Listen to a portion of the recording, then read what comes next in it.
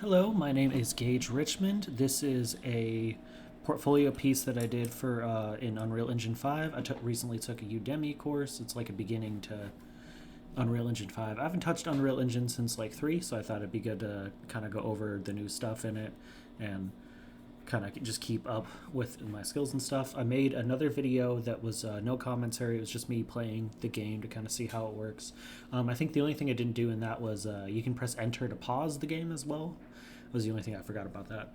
But yeah, I just wanted to hop in here real quick and kind of show you guys what I did. So on the character prefab, it's just the basic model or whatever for a first person thing. What I did so far was, get the controller, add the mapping context, that way you can move and stuff. I don't know why the course decided to run the HUD through the character. Personally, I would have put this all on its own coding document thing. I don't know what to call this. But yeah, I would have put all the HUD and viewport stuff on its own little thing personally. That's what I did in my Unity project anyways. But yeah, it's the idea of like create the HUD, set it. That way, press pause to be able to pause it. And then also if I get a game over screen, if I die, I get a win screen if I hit the win condition for the game. Deduct health. This way, if I run into the fire at the beginning of the level or hit the enemy orbs, that have fire on them as well, it'll deduct a set amount of damage. So we basically just set up that it has, like, you have so much health, and after you get hit so many times, it deducts from the health bar, and then shrinks the lowers the variable a little bit, has a bit of a delay, so that way it's not just instant. Game over condition, if gets rid of the controller. The player controller pulls up the game over menu and you can click the two buttons. Same with the win screen. Once you hit the win condition, removes all widgets, pulls up the win screen HUD, and then you can either restart the level or keep going. In the level blueprint, there's a little hole in the level, just a little trigger box that you instantly get the game over if you fall through that. He had on the course, he had a weird thing that you could, once you get the second orb and you like fall onto the ground, the music would start playing. You can kind of hear it in the commentary.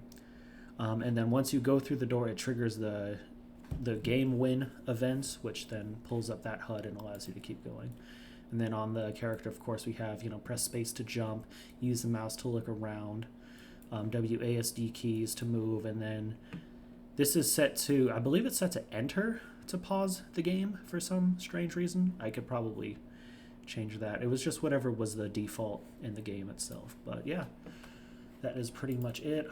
On the HUD thing, we just have the orbs, the health. The health will go down every time you take one.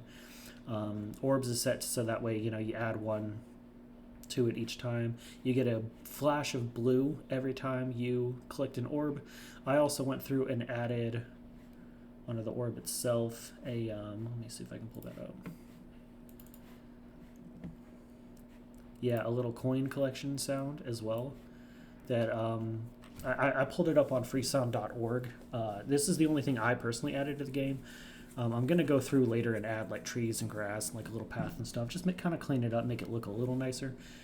But the only thing I personally added to the course itself was I added this I found this sound on freesound.org. It's like a little Mario coin collection thing. So basically you collect the orb, it adds one to the HUD, and then it plays the sound and then destroys it. And then same thing with the enemy spheres. Most of them, they all damage character on contact. And then some of them move. I had to use a lerp to move it back and forth between one location and another on a couple of them. And you can kind of see that on a couple of the orbs when you actually play the game. And then for the menu, got the game over menu. And then also, I guess it's not here, but I have, the door as well.